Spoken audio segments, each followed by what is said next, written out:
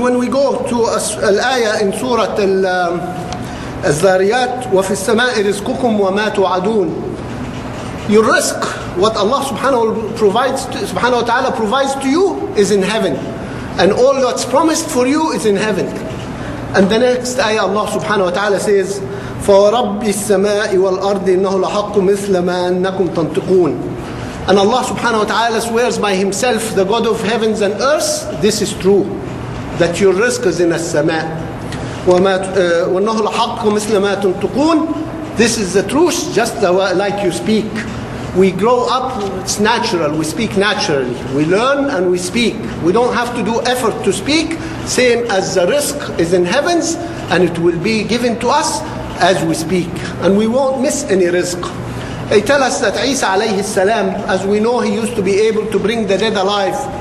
So he brought a person back alive, and then this person had white hair and lived for a few moments and died again. So they asked him, Prophet, why didn't you ask him to live among us longer so we can learn? We can ask him and learn from him. He said, how could he live on this earth? The moment he died, all his risk has gone. He has exhausted all the risks that Allah subhanahu wa ta'ala has written for him. So how could he live now among us if he had no more risk? Because the risk is fixed from Allah subhanahu wa ta'ala fi sama'. Then we have to ask ourselves, what is this risk tied up to? If it's in as-sama' rizqukum. And as we said before, there is no ayah that carries on from here and says to bring it down from as-sama', we have to work. Or we have to do al-haram. We have to accommodate the tourists in al-haram to get this rizq. SubhanAllah. The rizq is preordained for us. And as we know, they tell us that on the arsh of Allah, on the throne of Allah, it's written, لا حيلة في الرزق.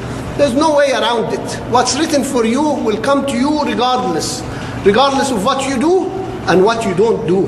This is a rizq. It is in as-sama' and it's written for you, so it will come regardless. And the best example, as we know, when Ali ibn Abi Talib went into a new place and he gave his horse to a young man to clean and take care of, and told him, I'll be back in a couple of hours and pay you for your service.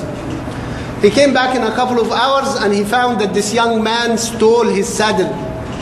Stole the saddle and left the horse and went away. So he gave his son a couple of, let's say, dollars, and told him, go and buy me another saddle. So the son going to look for a saddle, he found the person who has stole it, and he gave him the $2 and took the saddle back. And when he went back to Imam Ali ibn Abi Talib, he said, Subhanallah, I was going to give him this 2 dirham regardless for his service. Now he took it as a price for the saddle, and he took it in al-haram. So these 2 dirhams were destined for him in al-halal. But he rushed it, and he took it in al-haram. It's the same thing when we worry about the tourists, as if the rizq is going to stop if we don't let them parade naked, and if we don't give them alcohol and we don't serve them alcohol. The rizq is ours regardless. So why rush and wait for it, take it in al-haram, when we can take it in al-halal with dignity? SubhanAllah. If only we understood Islam, if only we understand the true Islam, would we understand what the rizq is.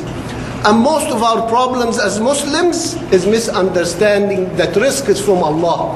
Nothing you will do that will change this rizq. We were brought up young telling us that somebody could share our rizq. We say he wants to share my rizq. And somebody else could cut my rizq, saying somebody else is going to come and stop my rizq from coming. SubhanAllah. That's how we were pre-programmed when we were young. That a human could stop the rizq, or a human could share my rizq, a human could do.